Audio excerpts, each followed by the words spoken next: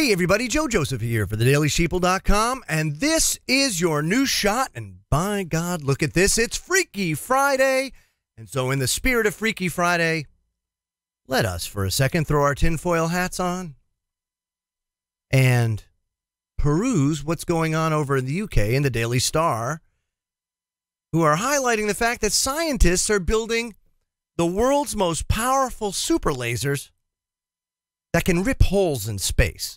Now, I don't know about you, but I am often skeptical about how scientists often push the envelope. Over the course of history, especially in recent history here in America, and even over in Europe, we have seen scientists often go into uncharted territory, extremely reckless.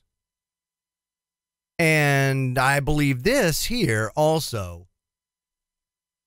has the potential to not only be reckless, but unbelievably destructive.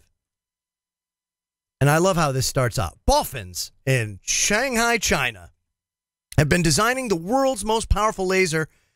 The team has already made history with its earlier invention, the Shanghai Super Intense Ultra Fast Laser Facility. Hoorah! Says the machine is small enough to fit on your tabletop and contains a disc the width of a frisbee, which is made of titanium top sapphires. Now that sounds pretty cool. But this small device, by pushing light through the crystals and refracting it off a series of mirrors and lenses, is able to produce unbelievable amounts of power. The laser set a record in 2016 when it produced a pulse, listen to this, of 5.3 petawatts. Now, if you don't know what a petawatt is a million billion watts. Okay, so if you think about how big a billion is, a billion watts, let's look at HARP, for example. HARP is a billion watts of RF that is pushed up into the atmosphere and or, down. It causes earthquakes. It causes all sorts of stuff. That's a billion watts of power. Okay, we're talking about 5.3 million billion watts. I mean, that's incomprehensible. I can't even grasp that in my head. Now, the blasts are incredibly brief, lasting less than a trillionth of a second. So, unbelievably brief. But the team hopes to beat its own record and produce a 10 petawatt shot, or at least 1,000 times the power of all the world's electrical grids combined. Now, this year's physicist, Ruxin Lee, and his team are planning on building a laser that'll pack a mind-boggling, I can't believe this, 100 petawatt burst.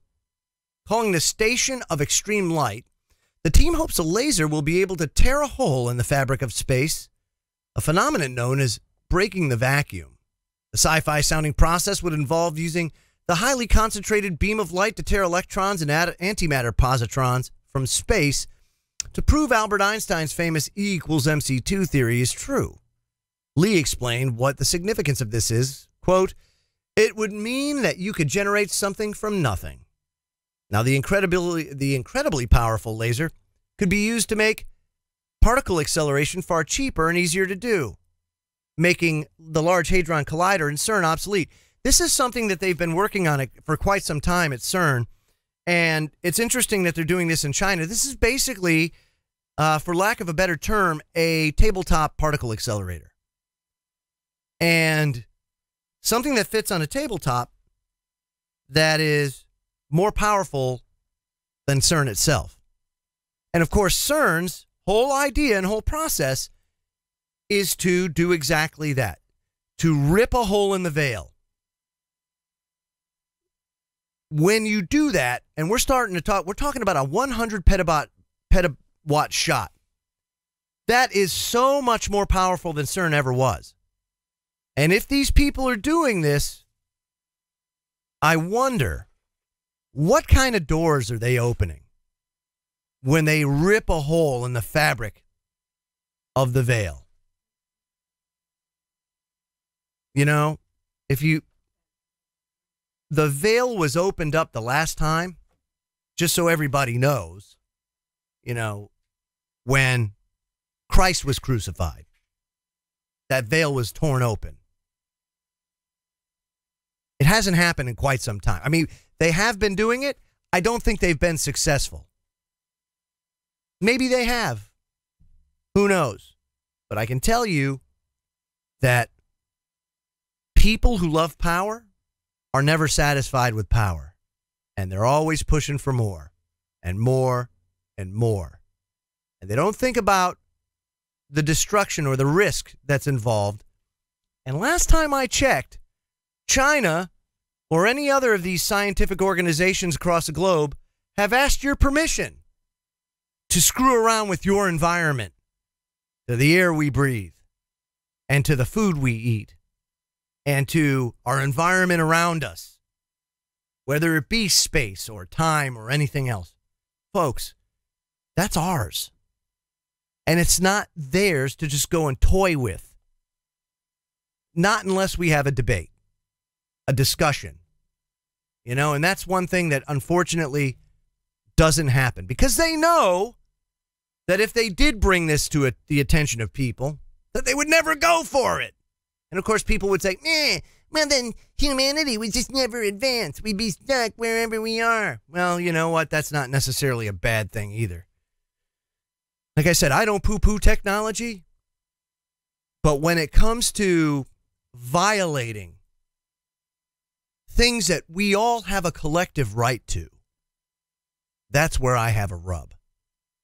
And that's where I think everybody should have a rub.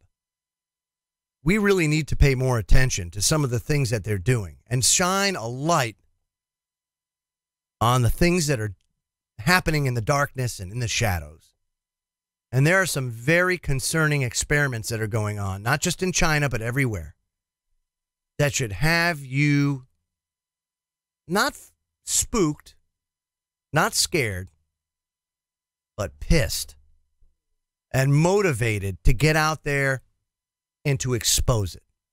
And I hope everybody does. I hope everybody out there watching does. You feel a drive and a need to go and read the driest material you can possibly find, all that peer-reviewed work, because let me tell you something, all this stuff is out there. They put it out there for you, but they write it in such a fashion that literally takes years off your lifespan because it's just so incredibly dry. You're dehydrated by the time you're done. But when you get through it, the information that you come to find out is unbelievable. Some of the things that they're doing. We'll highlight some of that tonight over at Freaky Friday. TFRlive.com, 7 p.m. Eastern, 4 p.m. Pacific, midnight in the UK. A 3-hour extravaganza of tinfoil hattery like you've never experienced.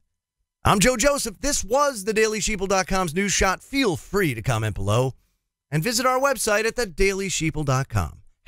# Wake the Flock Up. Have a great day, everybody.